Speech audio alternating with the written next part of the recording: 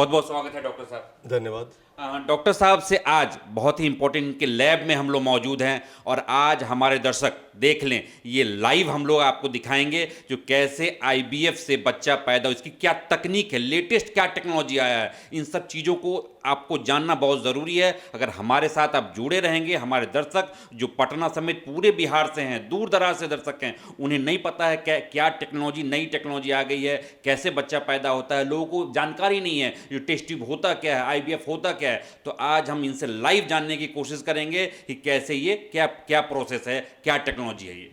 Doctor साहब बताएं हमारे दर्शकों को, जी ये लाइव आप बताने जा रहे हैं, क्या तकनीक है पूरा? जी, इस तकनीक का नाम है time lapse video imaging, TLV भी इसको बोलते हैं। और इसको एम्ब्रियोस्कोप, इस मशीन का नाम एम्ब्रियोस्कोप प्लस है। स्कोप जानते हैं, टेलीस्कोप होता है, माइक्रोस्कोप होता है, दूर की चीज को देखने को टेलीस्कोप बोलते हैं। ये एम्ब्रियोस्कोप है, मतलब हम लोग भ्रूण को देखते हैं कैसे, वो टेक्नोलॉजी इसमें आईवीएफ में प्रयुक्त होती है, जो कि बहुत ही एडवांस टेक्निक है। हम लोग पूरे इंडिया में इस टेक्नोलॉजी को लाने वाले दूसरे हैं। बिहार मैंने दूसरा नंबर पे था पूरे इंडिया में इस टेक्नोलॉजी को लाने में। और इस टेक्नोलॉजी में फ़ायदा ये है कि जब हम लोग नॉर्मली टेस्ट ट्यूब बेबी की प्रोसेस करते हैं तो उसमें एग्स और स्पर्म्स को निकाल के जब बॉडी से जब आपस में फर्टिलाइज करते हैं, फर्टिलाइज करके 5 दिन तक उसको रखना पड़ता है बॉडी के बाहर। तो उसके लिए बहुत ही स्टेबल इन्वायरमेंट चाहिए। आप सोचिए, जो बच्चा नवजात शिशु पैदा होता है, किसी तरह का उसको दिक्कत होता है तो हम लोग उसको आईसीयू में रखते हैं, कैसे कैसे उसको जिंदा रखा जाता है बच्चे को। तो ये तो एम्ब्रियोस्कोप बिल्कुल आंख से भी नहीं दिखने वाला एक छोटा बच्चा है जिसको कि माइक्रोस्कोप के द्वारा हम देख सकते हैं। तो इसको कैसे पाला जाए, इसको कैसे ऑक्सीजन मिले, इसको कैसे न्यूट्रिशन मिले, उसको भोजन जो मिले, तो ये बहुत ही एडवांस टेक्नोलॉजी है। और साथ साथ में ये भी हम लोग को देखना है कि उसका एटमॉस्फेयर डिस्टर्ब नहीं हो, बिकॉज नॉर्मली जो आईवीएफ अभी तक किया जाता था उसमें ये एग और स्पर्म को हम लोग एक फ्रिज नुमा इंस्ट्रूमेंट था, इंक्यूबेटर जिसको बोलते हैं, उसमें रख देते थे और फिर सीधे 24 घंटे के बाद में उसको निकाल के देखते थे कि फर्टिलाइजेशन हुआ कि नहीं। अब इस दरवाजा को खोलने पे अंदर रखे हुए बाकी भी जो कल्चर डिशेज हैं, जो कि और भी पेशेंट्स के हैं, तो अंदर जैसे फ्रिज खोलते हैं तो अंदर का तापमान फिर गर्म हो जाता है, फिर बंद करने के बाद कुछ देर के बाद वो फिर ठंडा होता है।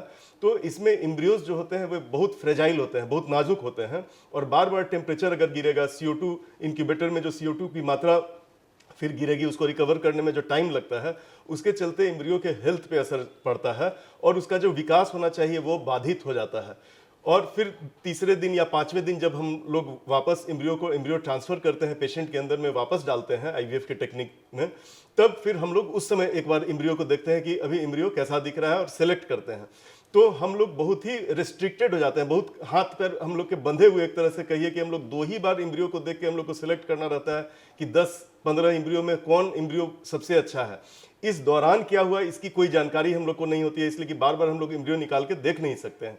तो एम्ब्रियोस्कोप मशीन एक ऐसी मशीन है जिसमें कि कैमरा इस इंक्यूबेटर के अंदर ही लगा हुआ रहता है और हर 5 मिनट पे बिना भ्रूण को बाहर निकाले हुए भ्रूण की तस्वीर वो लेते जाता है। और 3 दिन या 5 दिन जब भी हम लोग उसको वापस एम्ब्रियो को ट्रांसफर करने वाले हैं, उस दिन हम लोग बैठ के उसके समग्र विकास को हम लोग देख सकते हैं कि फर्स्ट डे निकालने से लेकर डालने तक जितने एम्ब्रियोज थे उसमें सबसे अच्छा बिहेवियर कैसा रहा। जैसे कि आप जानते हैं कि परीक्षा में भी जो सीबीएसई का आया है कि वो कंटिन्यूअस एग्जामिनेशन लेते रहने का दौर, कोई हो सकता है कि लास्ट डे पढ़ के कुछ कोई बाजी मार ले लेकिन थ्रू आउट उसका परफॉर्मेंस बहुत अच्छा नहीं रहा हो, तो इस तरह आगे जाके कैसा परफॉर्म करेगा कहना मुश्किल है। लेकिन जो थ्रू आउट परफॉर्मेंस अच्छा करते रहता है उसके बारे में हम लोग को ज़्यादा अच्छी तरह से पता रहता है कि ये परफॉर्म करेगा।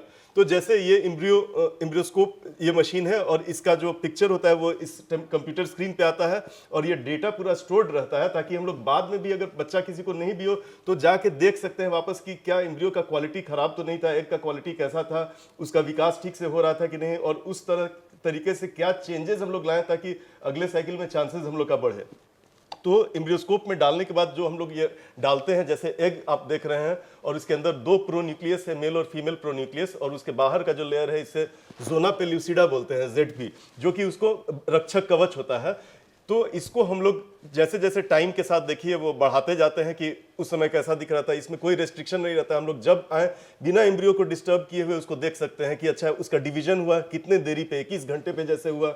इसको क्लीवेज कहते हैं कि क्लीवेज सही समय पे हो रहा है कि नहीं, जल्दी क्लीव हो अगर सेल डिवाइड हो जाए या लेट से डिवाइड हो, दोनों हालत में चांसेस रहता है कि वो एम्ब्रियो खराब क्वालिटी का होगा और उसके डालने पे प्रेगनेंसी या तो नहीं होगी या एबनॉर्मल प्रेगनेंसी होने की चांसेस बढ़ जाती है। तो ये भी कि ये फर्स्ट डिवीजन कब हुआ, उसके बाद एम्ब्रियो का क्वालिटी कैसा था, न्यूक्लियस कितने हैं, फिर वो रेस्ट लिया कि नहीं, फिर उसके बाद फ्रेगमेंटेशंस हुए कि नहीं, और फिर इसके बाद वो डिवाइड करके फिर 4 सेल स्टेज में चला जाता है। ये लगभग 33 से 48 घंटे के अंदर में दूसरे दिन, तीसरे दिन तक आते आते वो और भी सेल्स में डिवाइड हो जाता है, जिसको 8 सेल 16 सेल स्टेज कहते हैं। आप देखिए ये सेल डिवाइड कैसे कर रहा है उसी जोना के अंदर में, और फिर धीरे धीरे ये सब सेल्स आपस में मिल जाते हैं चौथे दिन। इसको हम लोग कहते हैं मॉड्यूला। तो ये मॉड्यूला बन जाता है। इसमें देखिए आप सेल बाउंड्रीज खत्म हो जाएगी। तो ये होता है लगभग 63 घंटे के बाद में।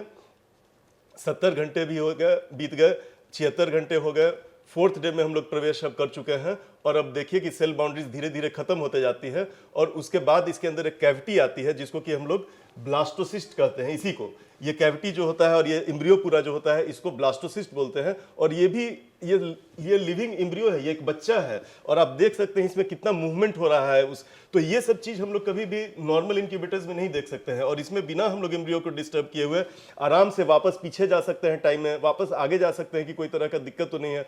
इसलिए कि जब एम्ब्रियो को हम लोग बाहर निकाल के देखते हैं माइक्रोस्कोप में, तो बहुत तुरंत हम लोग को उसको अंदर फिर वापस डालना रहता है, इसलिए कि बाहर एटमॉस्फेरिक एयर में उसका जो टेम्परेचर होता है वो गिरने लगता है, CO2 की मात्रा गिरने लगती है, जिससे उसको पोषण मिलता है।